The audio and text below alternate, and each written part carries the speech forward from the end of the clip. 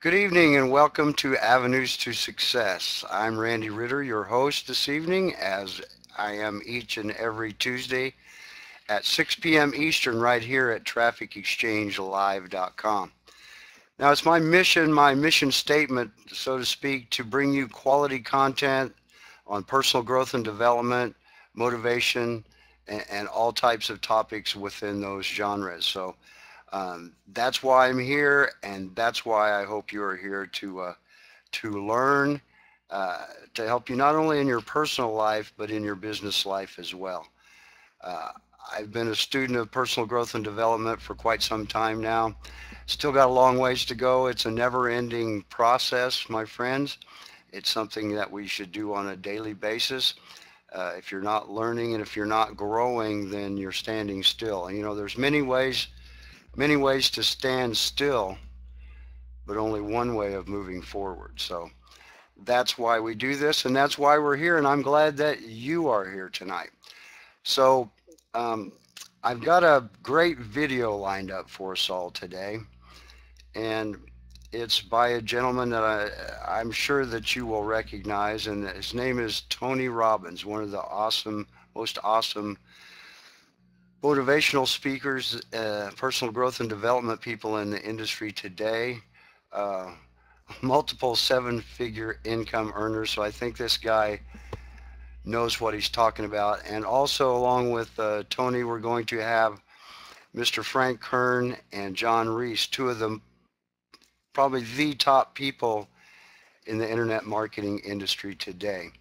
And it's kind of an interview that they set up, and it's about 30 minutes long, a little bit longer than that, but it's got some great content in it. And then when we finish with that, we're going to talk a little bit about it. I've got some ways to talk about this, and let me tell you about the topic. The topic of this video and this little section today is why some people take action and others don't. And I think you're going to be surprised with some of the things that you learn in this video. And then we're going to talk about it. I've got 9 ways that can help you take action, or that can help us all take action. So if you're ready, we can get that started. Let me know if everybody's ready. I'm going to leave the chat open, but we may or may not be able to chat because of the video in here. But let me know if you're ready, and we'll get that rocking for you. All right, stand by. Here we go.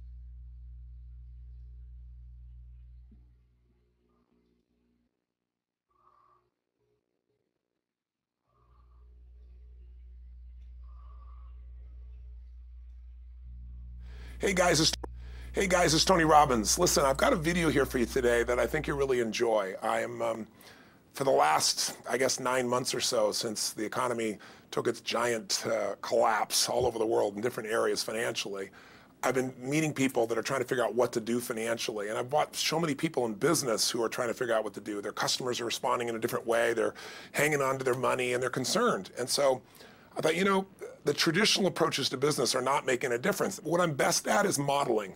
I've always, when I wanted to figure something out, I go to people that are the best in that area and figure out what they're doing and teach myself how to do that, and then teach others to do the same once I've proven it's worked with myself. I said, I want to find the best of the best, and I've been really fortunate over the last, as I say, probably 7, 8, 9 months to have spent some time interviewing and getting to know and becoming good friends with many of the top people in the internet marketing. I mean, people that they're not the likely people you normally look at. I look at them as the new money masters. They're guys that, they didn't have the traditional education, and ladies that didn't, but they found a way to add value.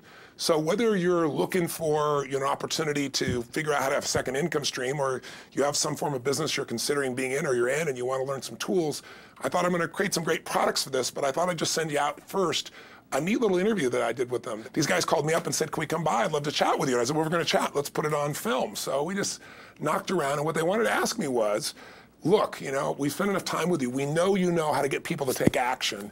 I said, well, come on over and let me kind of get inside your heads a little bit. Let me see why you follow through. Why do so many people say they're going to do something and then never follow through? And a few people do something inside their head and heart that gets them to follow through. So I just thought you might enjoy this conversation we've had. It's with Frank Kern and John Reese, two of the best in this industry.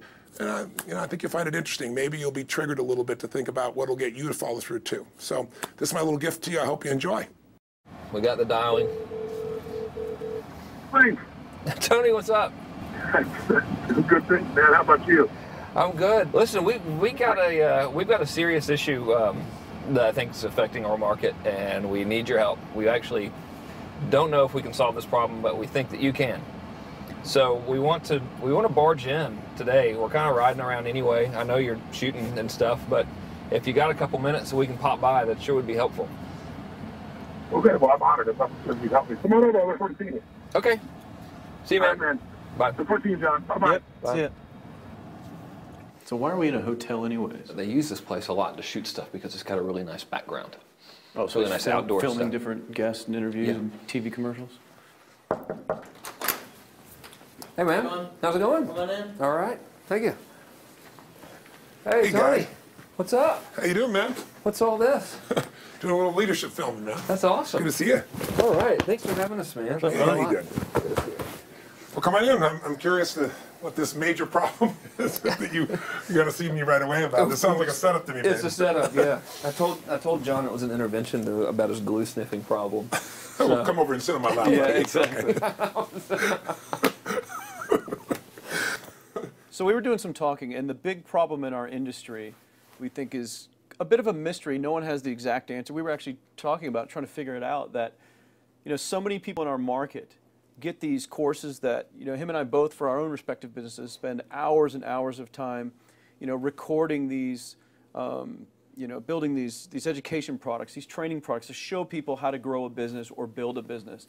But there's this large segment of our customers in our market that we're in that really don't get results. They don't do anything, or they're just, for whatever reason, it's not for them. It's just, we were just talking about how great it would be if there were just, so many more success stories, right? Like If everyone who actually bought stuff, not necessarily just our stuff, but all of the stuff within our community, if the people who bought it, if everyone who bought it just actually used it, and just followed the directions and followed through, how amazing that would be, like what we would accomplish as a community as a whole if that happened. So our challenge is, what needs to happen, what kind of shifts need to happen to get people to follow through, to get people to actually use the products? You're talking about the same mystery that people have of, why does somebody, get that fat, or they're out of control and they hate themselves, but then they go have another piece of chocolate? Or, why does the person who's the doctors just told them they have cancer, lung cancer, and say, you've got to stop smoking, and some studies show 70% of the people keep on smoking. So you're not talking about a minor issue here, right? It's part of life. But there is an answer, because there are people that do follow through, and there are people that never did before, and then they've never followed through in their life, and now finally they break through. And that's what I try to focus on, is what those people do. Yeah. In my case, in the business world, I look at people like you, people like Dan Kennedy. Yep. What do these guys do? Okay, I'm just going to do that to the best of my ability. And sure, it's like, well, oh no, I can't write copy as well as Dan Kennedy, or I don't have as much energy and drive as Tony Robbins. Well, but you didn't start. so like, what? You didn't start so out I've got as much Frank as I Kern. got. You didn't start out Yeah. who you are. You started out trying to make how much? Come on. $300. Yeah, A week. A week. $300 right? a week, yeah. And you failed at that in the beginning, didn't you? I failed pretty miserably, yes. But it was effortless to fail. It's just like natural, But truthfully, you went from $300 to, I remember you said your first time you believed, if I remember, was when you made like $2,500 in like It 4 or was in 5 5 days when I was on vacation. while you're on vacation. That was when the true internet marketing dream was realized, Right. because I sold a downloadable product and I wasn't even there. I didn't have to ship anything. I was like, oh my God, this was so great, $2,500. And to me, that was just a gazillion, because my rent, I think, was like $400 or something. And when you've told me that story before, and you just did it again, and you get you big grin on your face, Right. you get more excitement on your face than when you talk lights about up. doing 18, than when you talked about doing the 18 million, which I know you're proud as hell of, and you didn't get all the money, but you made 18 million bucks for somebody in That's pretty 24 good. hours, right? Yeah. But look at your face. It's like nowhere near as excited as $2,500 in 5 it's the days, same baby. thing, though. I mean, the It is. $2,500 is just as, there's no difference. No, there's even more, because there was a moment when you recognized what was possible, but you didn't recognize it until you actually experienced it, but you only experienced it because you had to. Right. You had to keep going until you found it, just Yeah. like you did. You Yeah, had to keep absolutely. going until you found And it, it's right? like the validation that the fear doesn't have to matter anymore. That you don't. There is no other. That not having the plan B and knowing that you're going down the one path towards what you want. Yeah. It's the validation in your brain that, hey, this works. It may not work yet on the level I want it to, but it works. I've just proven it to myself. Right. And for that, I win. It's game over. I've already won. Yeah. Because I've proven it to myself. Right. So it validates everything in my mind that I want to do now just at a higher level and Right. doing more of it. That's it. Right. You just now leverage it. You now just stack it. So what do these people need to get started? Why aren't they starting? We all know the answer is fear. But the difference with you guys or me or anybody who's followed through is we're more afraid of what life would be like if we don't follow through than the person who's willing to settle for what they got and kind of hope it'll change and maybe purchase something for the moment and then not follow through on it. It's almost like people, overachievers, have a little more fear. They're a little more afraid of missing out. They're afraid of not being there, or they got a strong enough reason to follow through. So I'd say if you're looking at home, you want to give somebody some value, go, where do I start? I'm sick of this. That's a damn good place. That's probably why they bought the product in the first place, but now to they're escape not. from that for just a minute. What's that? They bought it. They bought the product to escape from that state. Just for a moment. minute, yeah. So, because well, guess what? What makes people excited is progress. You don't have to be at the goal yet to feel alive again. You have to make progress. And the first step to progress is making a decision and buying the product. But then they don't do the second step, which is open the damn thing up. I think another powerful distinction that you're hitting on here is the fact that a lot of people that have breakthroughs in their lives, like including Frank and I both in different, success stories, situations, whatever you want to call them, is that, people typically hit rock bottom Yeah. before that must is a reality. You're right. So in thinking of that, because a lot of things as well, like we hear in marketing, like if you had a gun to your head right now and you had to make money in the next, 48 hours, what would you do? And that really resonates with people. But so I just wanted to bring this into the conversation because I think a big part of the market of all these people aren't people that have their backs completely against the wall yet. That's right. Okay, so they're not in a must situation yet.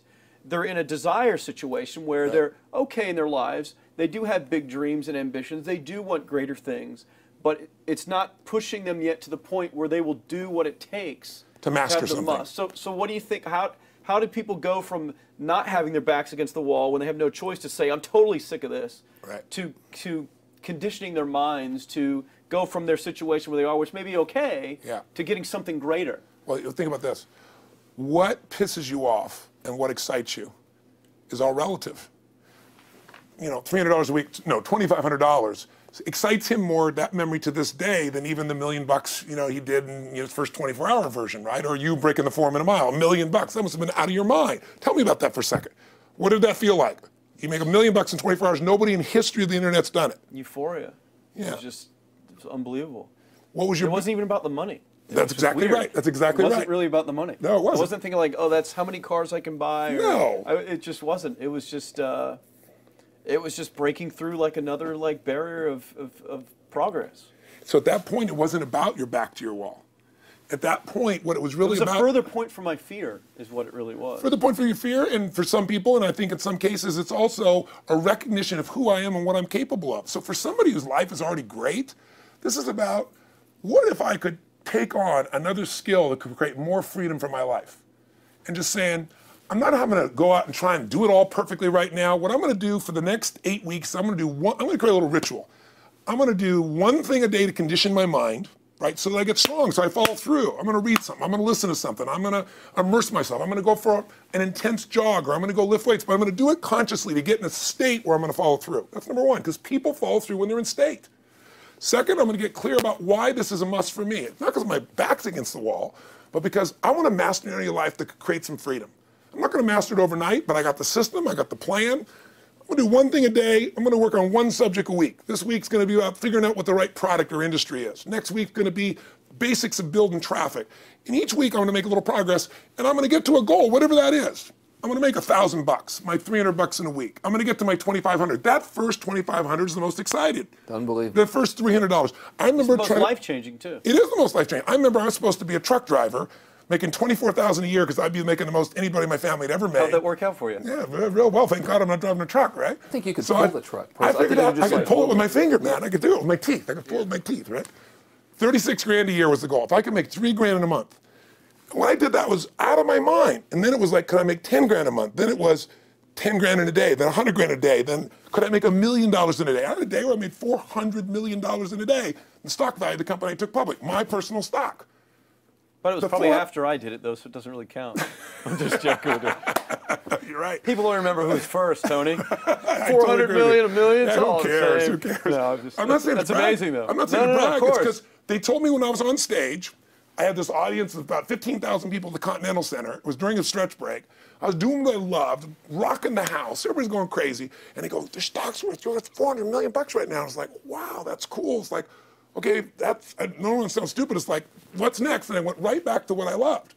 Once you break through, then it just becomes a game. The people that are getting your products have not yet broken through in most cases. The breakthrough happens by conditioning your mind every day, by feeding it a role model or story. It's putting yourself in a peak state where you follow through by getting physically strong. It's creating a little ritual of doing a little bit each day, and then you get momentum. But the most important thing of all is what we started out with. Why? Absolutely. Why is it a must for you? It doesn't have to be you're against the wall, but it has to be something you're hungry for, because the only difference in people is hunger. And if you're not hungry, get around people that are hungry and something will hit you. You watch a conversation, you get around people that are doing better, and all of a sudden you start going, my life sucks. I remember I went to a guy in LA. He's one of the most multi-billionaire guy, I'll never forget. And I lived in the Del Mar Castle, and I was really proud. That was like the symbol of me having taken myself from being poor to providing for my family this great place. It's built from castles in Europe overlooking the ocean, not far from you. And I went to this guy's house. He's a billionaire. He took me down to his wine cellar. I don't even drink wine. Went through this whole thing. At the end of the night, I was depressed. I lived in the Del Mar tenement, as far as I was concerned. I really was. I was like, I live in a crappy place, and all my standards changed. All of a sudden, I wasn't willing to settle for living that. All of a sudden, my back was to the wall in a different way, because as a man, I knew I was capable of more. So people can change their standard by getting around where it's better. People can change their standard by getting associated with what's true, like the bills they got to solve, the problems they got to do it. Or they can do it because they're excited, because it's something new they want to take on. Everyone's different, but they got to find the why, and they got to come up with some daily rituals to get them going, and just do a step at a time. That's where you get momentum. Awesome. That is awesome. So, think about what's the holy grail between somebody taking action or not. It's one word: certainty. When somebody is absolutely certain, the common word is believe, right? But you can believe at a general level, or you can believe with certain. When you're absolutely certain that if I do this, it's going to get that result, and that result's going to change my life, you'll do it. When you think it absolutely is not going to work, you're never going to do it. The middle no man's land of maybe it'll work, maybe it won't, that's the piece that kills people, right? So if it's a must for you, you got to make it work, right? In our case, right? That's an example. If it's not a must for you and you're not sure, you don't know what to do. So years ago, I'd look around and say, okay, how do people get themselves to follow through that haven't been following through? What's the difference? And I started interviewing hundreds of people, literally, and eventually thousands, because I had thousands of my events. So I'd ask the group to give me their feedback. And I came up with this model. It's like the holy grail of belief, or the holy grail of momentum. It's like the difference between what makes the rich get richer and the poor get poorer, right? And the difference we all know is mindset, but like, how's that built? So this is what I did. I created stupid little 4 little boxes, and I'll scribble it here for you. You think about the first thing that determines whether you can do something or not, and I put that in this first box at the top here on the left side, and it's potential. Like, what's the potential of a human being? Like, when you guys started, you proved something no one had done in history. You ran the 4-minute mile, right? For golly knows how many centuries, they're trying to run a 4-minute mile. Roger Bannister does it. How did he do it? Do you remember? You did it in this industry, right? You made $1 million in a day. No one had ever done that in history, right? After you did it, a bunch of other guys were doing it because it became possible. Roger Bannister didn't just go physically practice. He made a shift in his head. He practiced in his head because he could never achieve it physically, so he had to change in his head first so that the result became certain enough he believed it, and then his body got him through. After Roger Bannister ran that 4-minute mile, within 2 years, 37 people ran a 4-minute mile. Wow. When no one in history had ever done it. Now here's how it works. The potential for anybody getting your product is extraordinary. They could do what you've done as much, more or less. They can do whatever they want to do. The potential's there. The market's proven that. Whether or not they tap into that potential has a lot to do with what action they take, which is the question you came to me with, right? Like, God, they all this potential, but they're not taking action. And we all know that the action they take is going to determine the results they get. That's pretty obvious. So most people have a belief about what their real potential is no matter what you tell them. And that affects how much action they take. And of course that affects the result. And then ironically, that result reinforces their belief. And then that belief affects it. So I'll give you an example. let's say a person has unlimited potential, we all agree.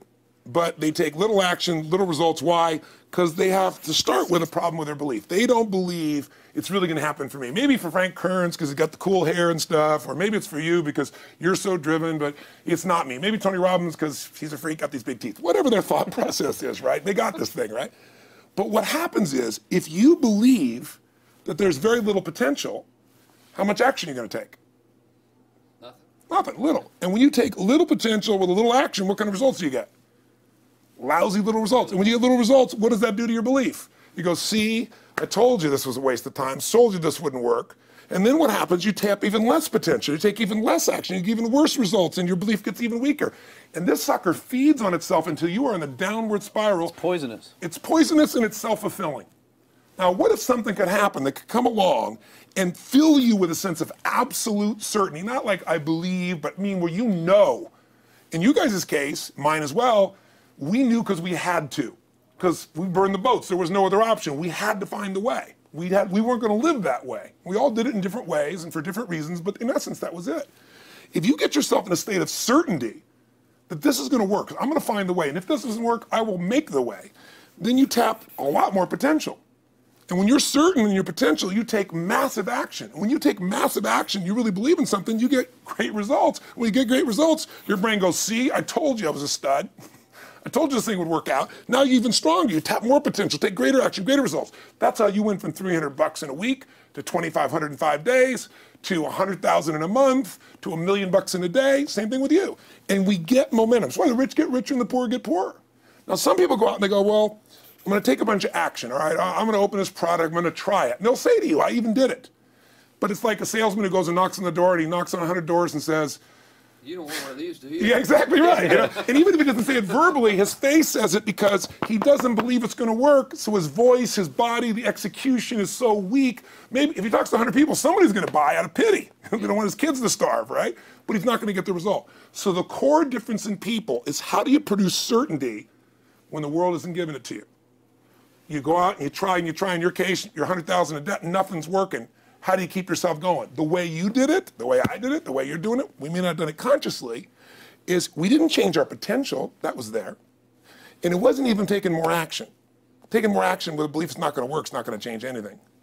We got results in our head that made us feel certain as if it had already happened. True or false for you? True. Right? So give me an example so people know I'm not just making this crap up. Well, I mean, just like when I had nothing, I already knew I was driving like Ferraris and Porsches and stuff because I always wanted those cars. I already knew I was going to have them.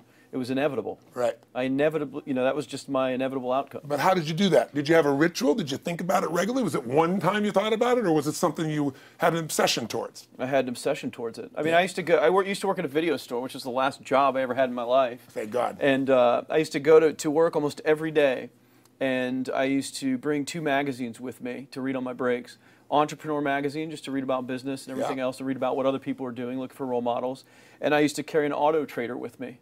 And I used to look at Porsches that were for sale. Yeah. And people always used to ask me, what are you doing with that Auto Trader magazine? I'm like, well, I'm just picking out the Porsche that I'm going to buy. Right. Which probably got you a lot of crap. I did. People made fun of me. Sure. I actually had a boss at that job tell me, you really shouldn't do that to yourself, John, because it's very, very likely that is never going to happen. It's very likely that you're never going to have that car. Yeah.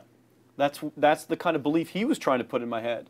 And I was like, no, you don't realize that it's inevitable that I will drive here sometime in the near future with that car when I'm not working for you and drop movies off for you to put back on the shelf. And that actually happened. And it was one of the most fulfilling days of my entire life. And the great thing was when I pulled up in this car, I was in my mid-20s. Yeah. A car that most mid-20s. What kind of car was it? It was a Porsche 911 Turbo. It was a convertible and everything. It was a beautiful car. It was one I always dreamed of having. But for a few years I always circled the ads of which ones I was going to buy. Well, when I finally got it and I pulled up at the store, I had all these people. Some people that were still working at this $7 an hour job were there years after I left.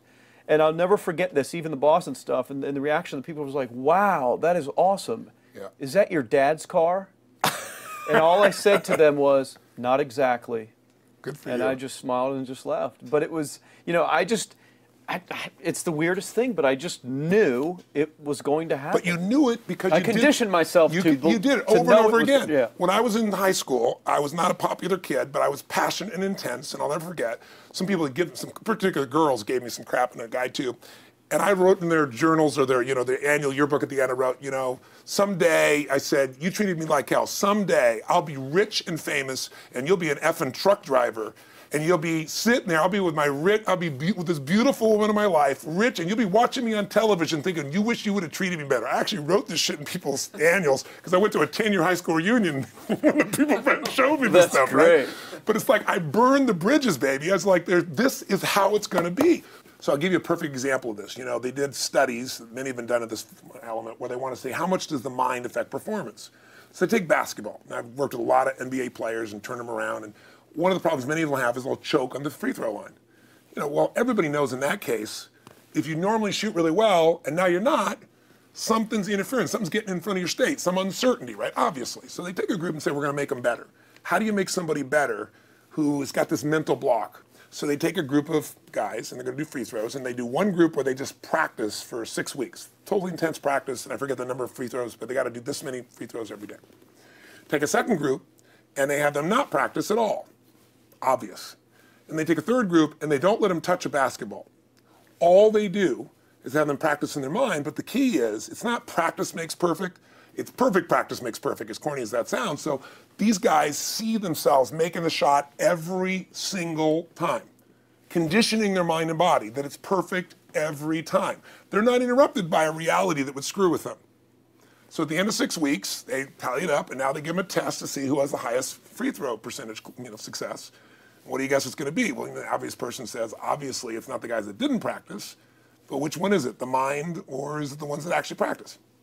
I'm assuming the mind. Yeah, you would assume it because it's true. Right. You intuitively know the truth, that practicing's not enough. It's getting yourself so certain so many times that now when you go to do it, there's no hesitancy, and you execute.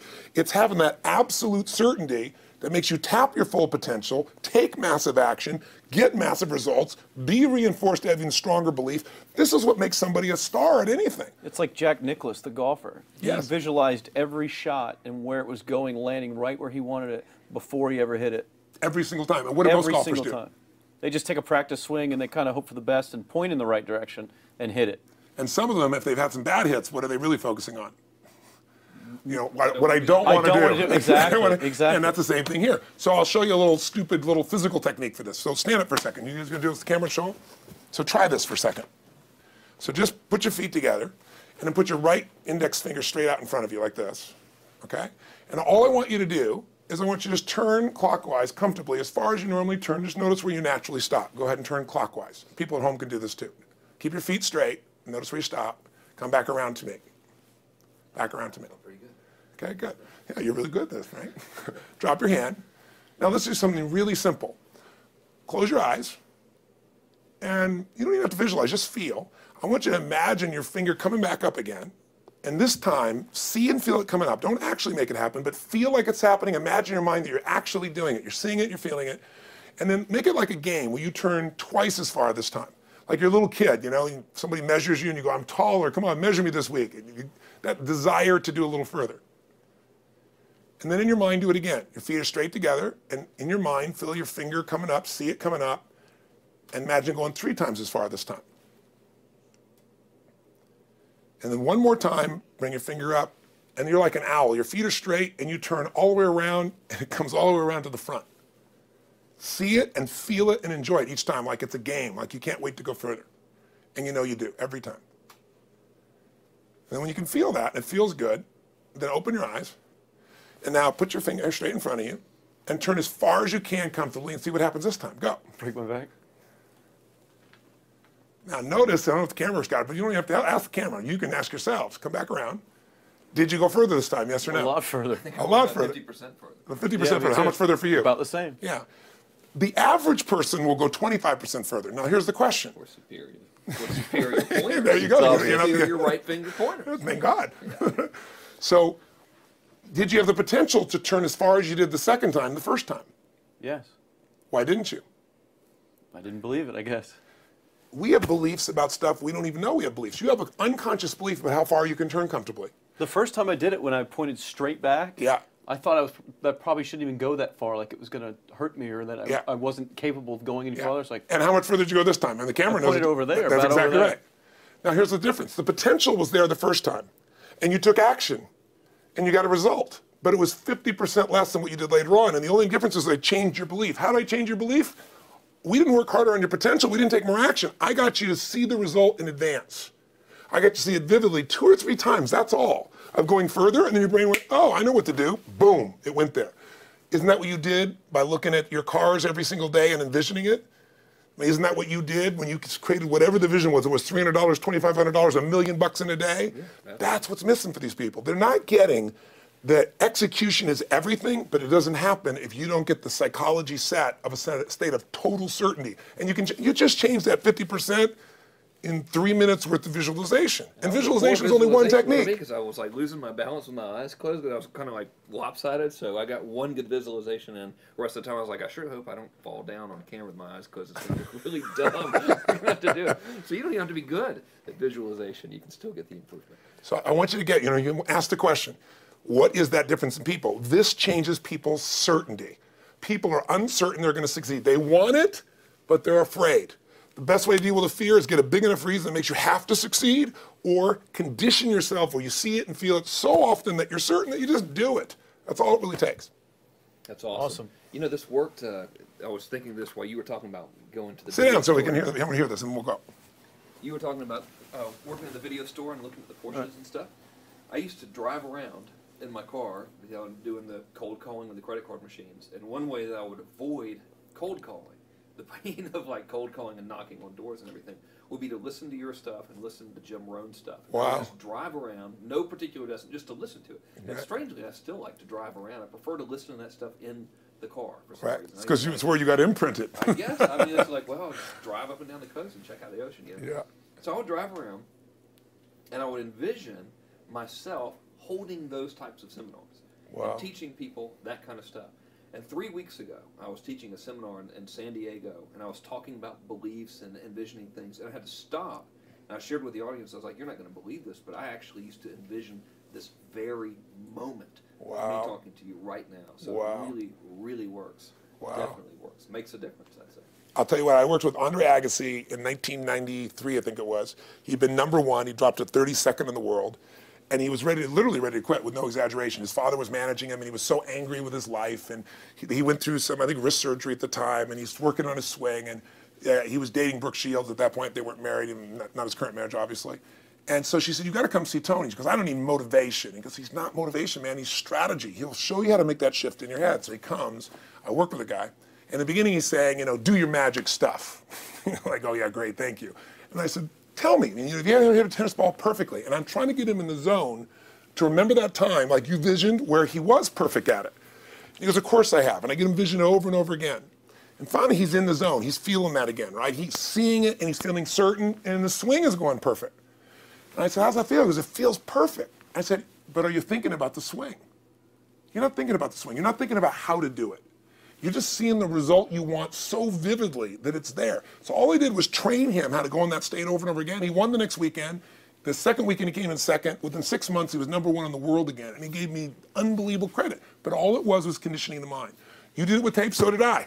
We were just talking about this earlier, Pam and I. I used to go when I was 17 years old down in downtown Los Angeles, this place called Night Education, K-N-I-G-H-T, like in the night.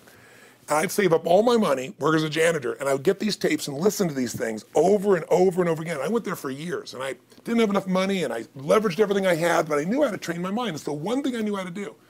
This man's name was Mario. I saw him in his 80s. He obviously knows how my life turned out, and was very proud of the role he played in that process. He used to tell people the story. This guy's the real thing. He didn't just start out this way. This is how Tony did it. He listened to these tapes. He conditioned himself, right? This is the real stuff. He passed away a few years ago. I'm calling his house, and he passed away, and his daughter was there, and she wanted to share with me that how I touched his life and so forth. But the best thing was, I thought, you know what? I want to get those tapes. I want to get that stuff that conditioned. I want to go back to that moment like you did of, that moment was visualizing, now I'm living it. And she said, he left all this in his will to you. So I have all these tapes now that are from the time when I originally went through, and I'd go to sleep and I had these sleep tapes that conditioned my mind to believe that I could succeed even when I was sleeping, or to build energy in my body. And anybody who wants to succeed has got to know it doesn't just happen. You can buy a product, but you also, with that product, have got to condition yourself. You got to make it a must, and you got to get a ritual. And if you do it, whatever you used to dream about you thought was so huge, you'll just live it. You'll live it like you lived this yesterday, like we're all living the life that we envision. Because we had to, and because we played this game with our head. We got the belief to be real by seeing it enough times and feeling it enough times till our brain believed it, and then it made it happen. Which raised the potential, which made us take more action, which got us better results, which raised our beliefs again. That's right. And then that's why the rich get richer and the poor get poorer. So instead of bitching about it, change it. And this is how you change it. It's like a self-fulfilling prophecy. Completely. It's pretty easy to change. Just that one simple exercise was amazing. I'm still like, holy crap, I wonder what else I can do now. But look what most people do. Most people do the opposite of that, right? They get the product or they think about doing it, and what do they envision? It's not working. That's right. The excuses. So they envision it not working. As soon as they envision it not working, they feel uncertain. As soon as they feel uncertain, how much potential they tap? Little, if anything. And so they send back your product, and they listen to the damn thing, you know? And guess what? What does that do, by the way? They make that as another lousy result in their life. I didn't even follow through on that, and they believe even less. This process is the holy grail. It's where the whole game changes, and anybody can do it, and they can do it in a few minutes. And if they do it a few minutes each day, then they get a different life. They do it a few minutes one time, their life changes for the day. We're defined by our rituals. Everybody's got rituals, certain things they do every day. And what we three have in common, and anybody that I know of who has a life that they're living that was once a vision, is we saw it again and again and again, even when it didn't work, even when you lost 100 grand, even when I'm working as a janitor, there's something we would not give up on. And if somebody watching wants to change their life, they got to decide what they won't give up on and then put themselves in the state at momentum by a couple little rituals. That's all it takes. And I think especially when it comes to anything related to making money, like making money products or promises or courses, people are so inundated with scams and all this garbage, true garbage, that, you know, their natural thinking is that they're so skeptical. It's like they fall into the conditioning of, well, if anything's ever going to work, that thing has to prove it to me before I believe anything. So when they go to approach the thing to make more money with, they're like, well, I'm starting at zero, and this thing has to prove to me that it has any potential at all before I believe that it will. Don't you agree with that's the case? Unfortunately, I agree it's the case, but here's the truth. When somebody says to me, in my business, even more, because a lot of people think I'm a motivator. I hate that term. That's never been what I've done. I do believe in energy, and I'm passionate. You know, they see 10,000 people in a room rocking, they go, oh, he's motivating them. I believe in peak state. You get a top athlete, you get in a concert, and you get in state, right? The problem is, to defend themselves so they won't be disappointed again, they lower their expectations. So someone will say to me, well, I'm skeptical or I'm pessimistic. And my response to them is, no, man, you're gutless. It takes no guts to be skeptical. You don't have to have any capacity to be a critic. And now with the web, you don't even have to own that you're the one being the critic. You can burn somebody and, you know, anonymously, right? I said, you know what? It takes guts to believe.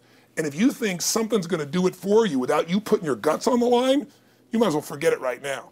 So this idea that I'm skeptical or they got to prove it to me, it's the biggest lie. What that really is your fear talking. You're so scared of failing, you don't even want to get your hopes up. And if you don't get your hopes up, you might say, well, what if they get their hopes up and somebody gets disappointed? How many disappointments have we experienced in our business careers and in our lives? The difference is some people take disappointment and let it destroy them. Other people take disappointment and let it drive them. And you get to choose. Are you going to turn this thing into why it didn't work and a bunch of stories and excuses, or are you going to take this thing that didn't work and figure out what are you going to do to make it work? And it may not happen the first time, the second time, the third time, but the people that are relentless find the way. And it's the common denominator in all these guys that are kind of our friends or family, money masters, the new money masters is they all did it with will. Nobody here inherited this stuff. Everybody figured it out. And keep figuring it out. And it's going to keep changing. And you say, you know what, 1% of 99% of the money being made is being made by 1% of the people, because only 1% of the people will condition their mind and condition their body and follow through some daily rituals. The rest will tell a story about why it didn't work, how it wasn't their fault. And you got two things in life. You got results or you got a story, And too many people think that that 1% is somehow entitled to it, and they're not. Which is, it's just all in the head. It's all in the head. Belief. It's all in the head, which can be changed with some conditioning. Basic conditioning. You just proved it to us. That's fun. That's why I made Get the Edge and Personal Powers, because I understood that from the very beginning. Originally it was 30 days, and years later people would say, I've heard all the great results and everything else, man, but I don't have 30 days, and I'd be behind the glass, focus group, watching these people want to shake them, like, you don't have 30 days to change your life, I thought, okay, I'll make it 7 days. You know, just one, because after 7 days, you get momentum. I mean, think about it. When do people's lives change? In a moment. It doesn't change in 10 years. Your life may have sucked for 10 years, but there's one moment when your whole life changed, the moment you decided. You said, no more, and I'm doing it, and you kicked yourself in the ass, and you made yourself go do something, right? When you finally said, enough, no more, I quit, or let's begin, or I love you, there's a moment when somebody's life changes. And that can be gotten in a couple of days. So people watching don't have to wait until they've mastered everything. They got to get started and do what's next, and just put themselves in a state where they start making some progress. Well, there it is. I think that's the answer that can help solve that problem with a lot of people. They'll just pay attention to it and do it. The bottom line is, you know, all three of us and some of the people that we consider as family that are part of this process, we've all done well, and we don't need to do this stuff. We're able to do the stuff because underneath it all, people can see in your eyes, Frank, when you talk about $2,500 you made that day and the joy, right? Or you talking about not willing to settle, you know, and just, I don't care what they say. They tell me I'm going to sit here and I should lower my expectations. I'm going to be driving my car in here and they're going to be delivering a video to me. There's something inside of every human being that will make it click, that'll make it so that today is not like yesterday and tomorrow will be different forever. And that process is an emotional hook. And what I hope is people watching this stuff, maybe something in here will piss them off enough or remind them of something or say there is a plan and it isn't just luck. And if I just get my big enough why and I get a little system for conditioning myself, and if I start to feel overwhelmed, I just do one next step. And I keep learning and keep moving forward, I will get there. If we accomplish that out of this conversation, then this conversation was kick-ass and fun, not just for us, but it'll be something that we'll be really proud of a long time. Whether that happens or not really has nothing to do with us, but whether or not people take it in as real and do something with it. I hope they will. I think a lot of people will. I think they will. Thanks a lot. I think it was awesome. Thank you. That's been a I blast. appreciate it. Your shoot here. Yeah, going back to the next one. Yeah. Thanks, guys. Thanks. Yeah. Appreciate it. Really appreciate it.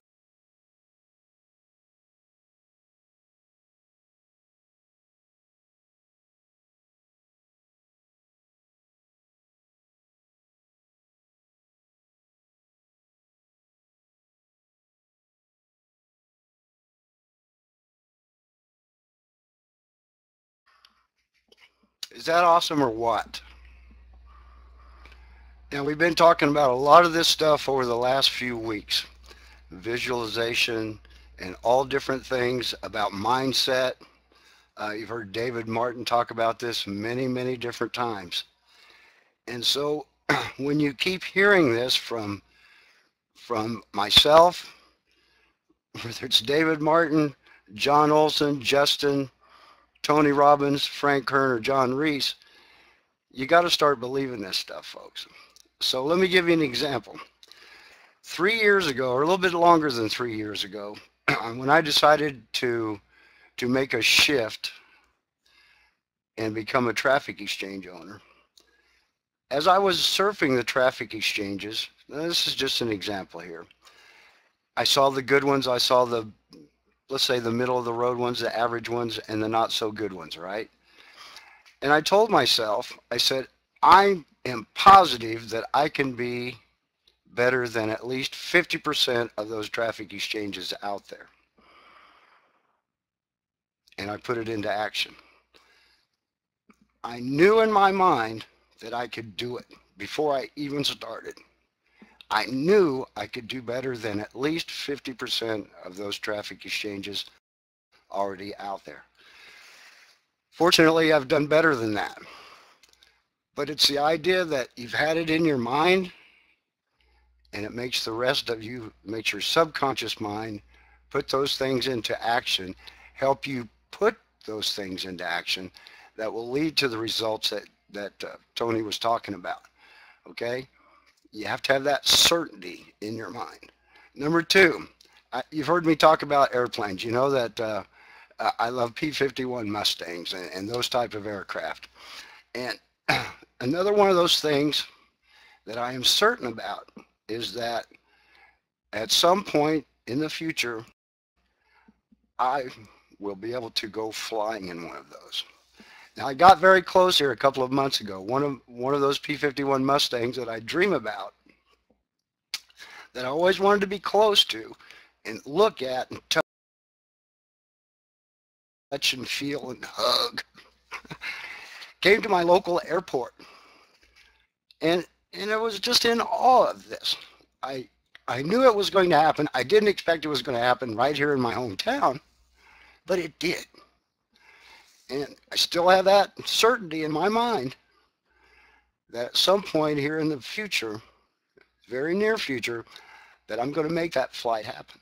Okay? And it's the same with our businesses. Okay? We get that certainty, we get that mindset that we know that it's going to happen. John Reese was talking about, he looked at those cars that he would like to have. He said, not that he would like to have, that he would have. Okay? A Porsche, a Ferrari, whatever. I believe he said a Porsche 911 convertible. And so by conditioning his mind with that certainty in his mind, he set out and made it happen. And we can all do that. We all have that potential. Gary, you have that potential with your traffic exchange. Okay? You can also make supersonic traffic better than 50% of the traffic exchanges currently out there. You just be certain about it and then start taking action and doing those things that will make that happen. Okay? Have no doubt in your mind that you're going to move forward and progress on each and every day. So does that make sense to the rest of you here? I hope it does. Let me put the link in for that video. Now that's the link for that Tony Robbins video, why some people take massive action and some others don't. So, you know, we're going to talk about this over and over and over in these conferences because it's so important. Why? Because it works. Okay? I know without a doubt that it works. I've seen it work in my life. Not only my business life, but my personal life as well. So now I had some other stuff here I wanted to talk about, but I think that video covered it very, very well. So is there any questions that you have or any comments or part of that you didn't understand that we can talk about or that you have questions about? Let me jump off of here and see if somebody wants to get on cam and make a comment or ask a question. And sure, Paul, I'll jump off of here and you can share something. Absolutely.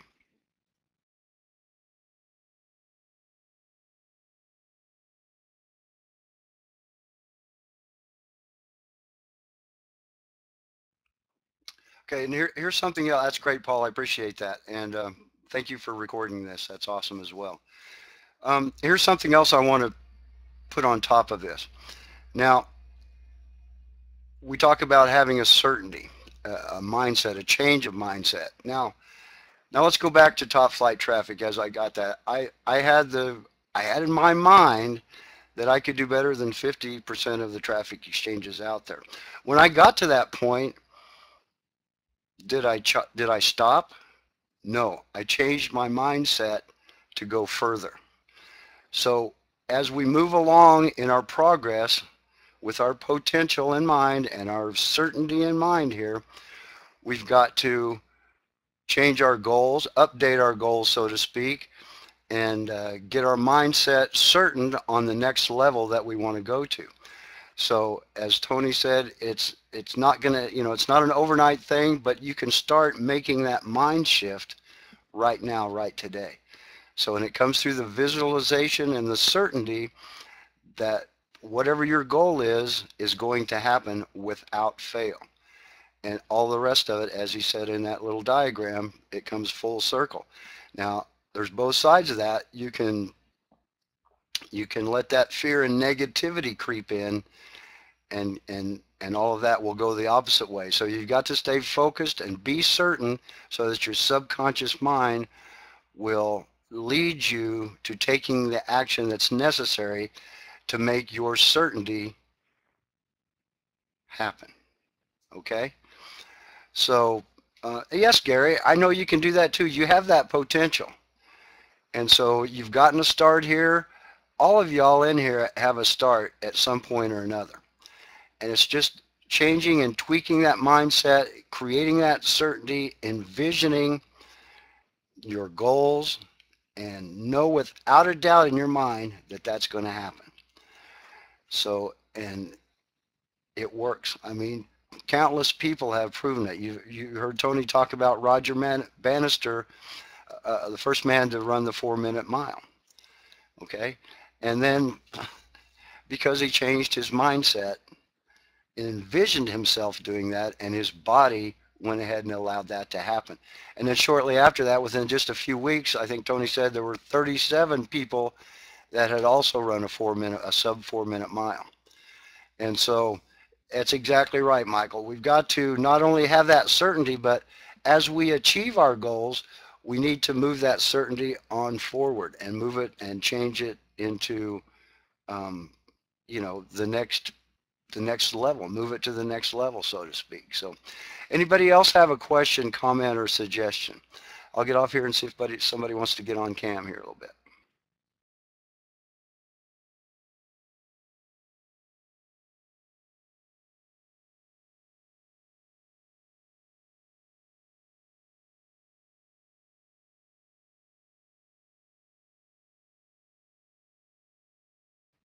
Okay, great. Everybody got that. Now, I hope you'll take that link, and I'll put the link in here again for that video. And I suggest you go watch that time after time. It's 38 minutes long, but get that part down. I mean, one time viewing that is just, I'm sure it made an impression on you. If it didn't, you better watch it 2 or 3 or 4 more times then. But that's awesome stuff. And folks, you can find all this stuff up at Google University, okay? Not only is that great video there, but there's tons and tons and tons of others. So, you know, get out there, folks. This information is out there free of charge, a lot of this stuff, okay? So take the time and get out there and get with it, okay? Take action. All right, Marion, I'll jump off here. Sure.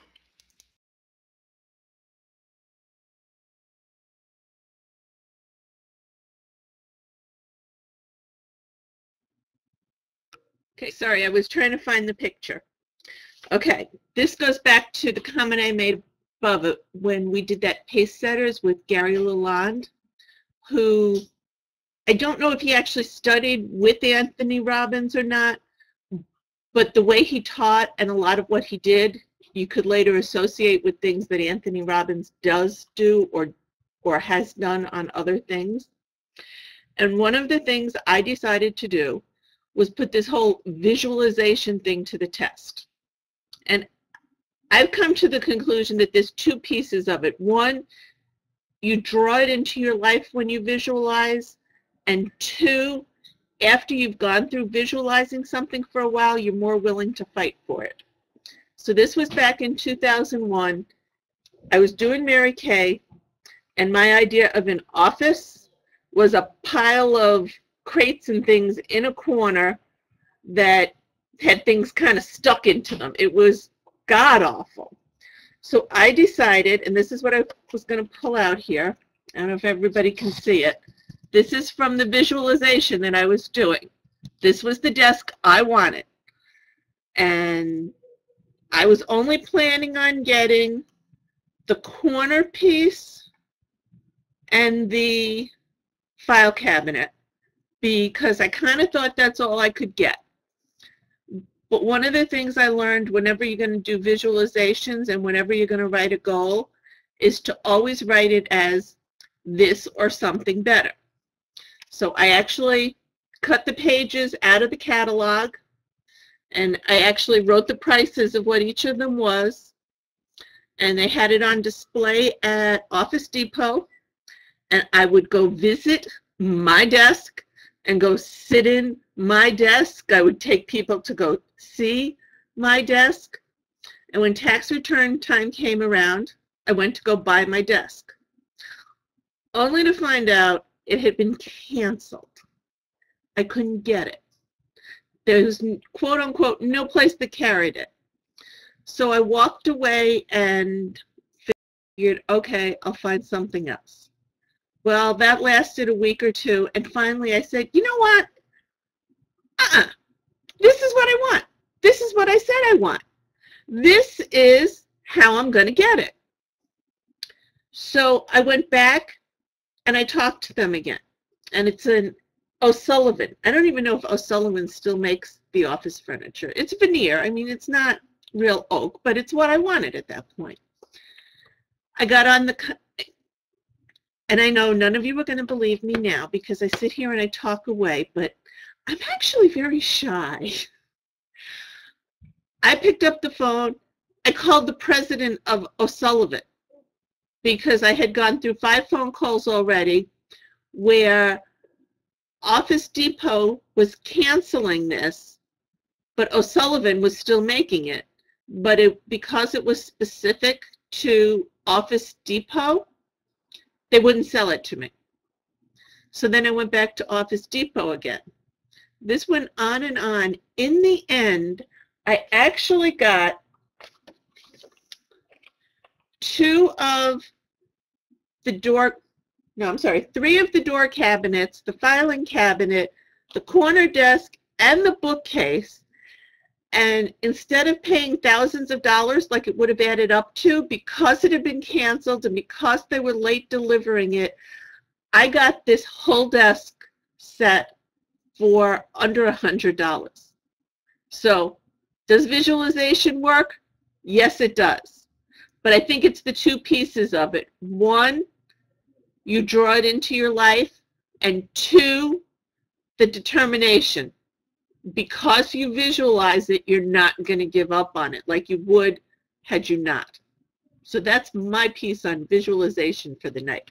And I saved this. I couldn't remember which book it was in, and that's what took me a few minutes there.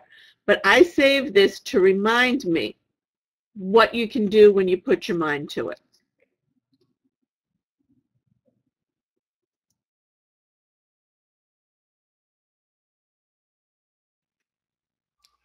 That's awesome, Marion. And you know what? There's stories like that each and every day that people can tell. And you know that David Martin, when he ends the times that he speaks with us here, or when he ends one of his phone conferences or one of his seminars, he always says, if you can envision it in your mind, you can have it in your life. The choice is uniquely yours. So it's up to you. How certain are you? What kind of certainty are you going to create in your mind to make that shift today? All right? Folks, you've been awesome. We've been an hour here and I've got another conference to do, but I so thank you for being here. I hope what we've shared with you today has made an impression upon you. I hope you'll watch that video again, and I hope you'll go to Google University and look for those things that are going to help you. Something that will get your mind shift changed to help move you forward. So with that, I'm going to call this conference over with. Dustin, I'm glad you were here. Nice to meet you. And folks, for those of you that don't have it, my Skype ID is Randy Ritter 53, and I'm totally accessible. I always have been and I always will be.